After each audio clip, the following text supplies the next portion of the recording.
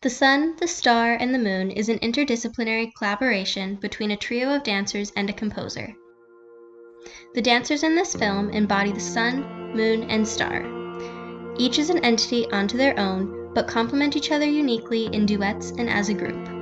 They are woven together like a braid, stronger together. As they orbit and weave around each other, they explore the similarities and differences that strengthen their bond. This film was created during the COVID-19 pandemic, and part of our choreography and filming had to adapt to accommodate the rapidly changing restrictions.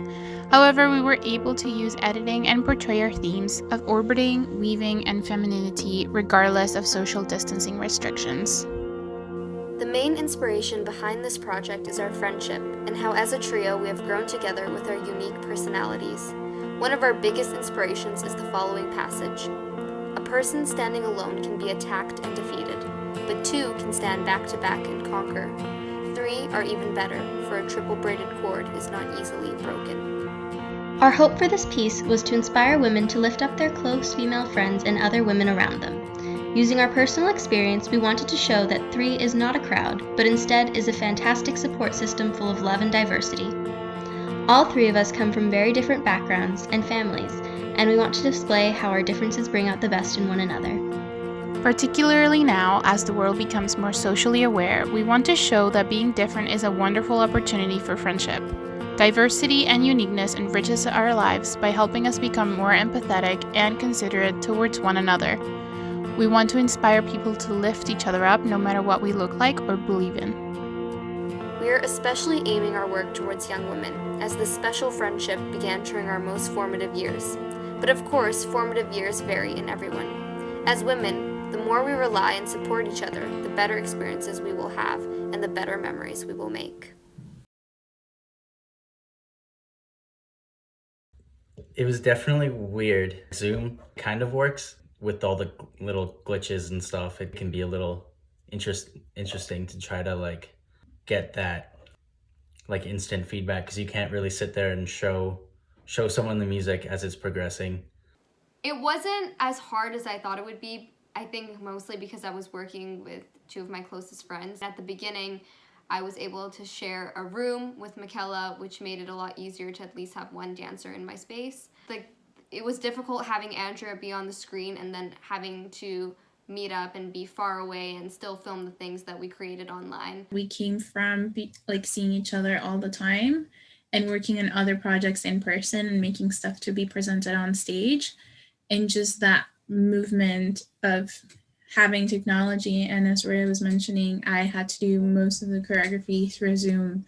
It wasn't a challenge to, schedule time outside of class and making stuff happen. It felt like a bit of a roller coaster ride, the whole process, because we'd have these awesome highs where we feel like we're really getting somewhere and really working with the Zoom and really being able to adapt to virtual choreography and rehearsing together. And then the lows would hit where we'd find out that restrictions got tighter, and so we'd have to wait on filming, or we wouldn't be able to film the way we thought we did. Short of those little things, we ended up executing pretty much what we'd hoped to. The fact that our beginning idea managed to turn into the physicality of the project, and we actually made what we thought of doing, I think that was pretty great.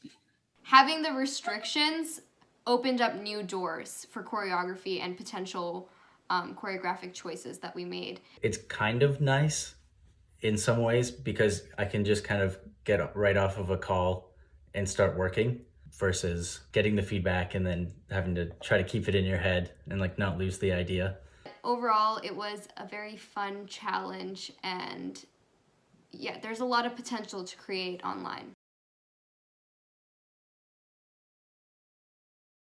I think one of the reasons that the piece ended up feeling so true to our initial vision was just because from the beginning we were basing it off of ourselves, and so it remained authentic to that plan because we were our own inspiration. And so these moments where we have little duets between the two of us, because we wanted to showcase our individual connections with the one other person in the group and how it's different than with another person.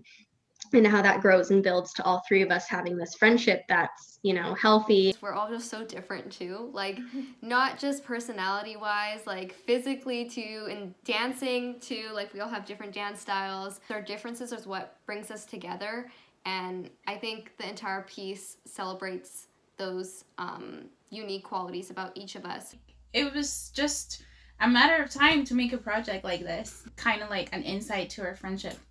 You know, you hear a lot of things about three friends being really bad because, you know, one betrays the other and there's always two that are closer. And I think with this thing that we have going on, it's nothing like that at all. Like, we each have our friendships with each other, but like as a group, just having that precious thing that nobody else has. It just makes me happy. It's very lovey.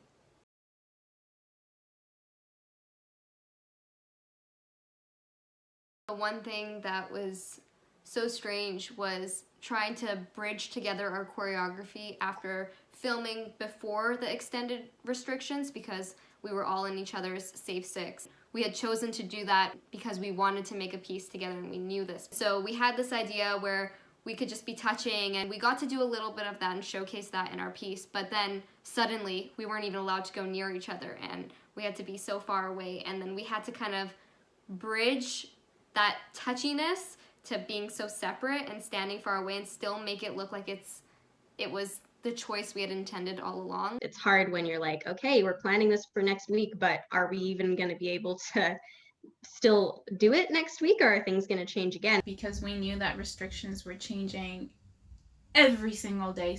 There were some new restrictions, some new challenge that we had to face. Whenever we actually had the chance to record ourselves and do the whole filming, we knew that that was it. It was probably all we were ever going to get to do. So we really had to go for it. We really had to push ourselves to get everything done. We were standing in the freezing cold in bare feet and doing all kinds of crazy things to make it happen. We had no choice to, like, we'll come back to it later. And in the end, the things that we would change and tiny little nitpicky details that we watch ourselves and we're like, oh my gosh, I wish I hadn't done that, or I wish I'd known, because when you don't have this time constraint or this pressure of restrictions changing, you can watch the video, and then if you're like, oh man, I don't like that, you can just go back and refilm it, but we couldn't. So it was kind of this learning curve of like, all right, well, next time I go do this, I know what I'm not going to do or what I am going to do or make sure to do, because it kind of had this now or never feeling to it.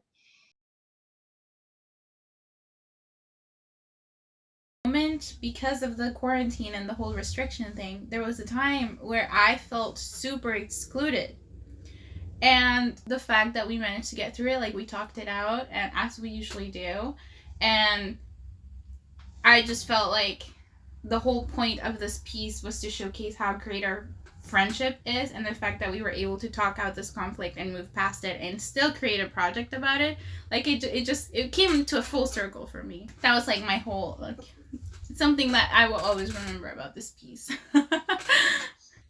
I think the end, like having it build up, there were a couple times where I think just recording the guitar and trying to get everything to line up, and then trying to keep finding like simple things to have it change, but not like change too dramatically, like every like 4 bars or whatever, or like just like that it's not going every time through something new comes in, because then it just kind of gets boring. But like finding something where you can build it up to a certain point and then it doesn't take away from the film. My favorite part was actually filming you guys on the hill. I'm not even in it. I just love the way it looks, and it's one of my favorite parts in the entire piece, is like the run up. And just like the amount of times it took to get that shot was fun. I think my favorite part was in the editing, just watching and seeing things come together, because a lot of them, like we've said, it was very like, okay, we're filming this, we don't get like a trial run to go at home and edit this and see what it'll look like and see if we want to tweak anything. So with a lot of the ambiance shots in between that weren't specifically set sections of choreography, but just kind of like imagery and visuals that built on our themes that we were trying to communicate in our piece, moments like that, we were like, oh, we nailed it. And we weren't even sure if we were gonna.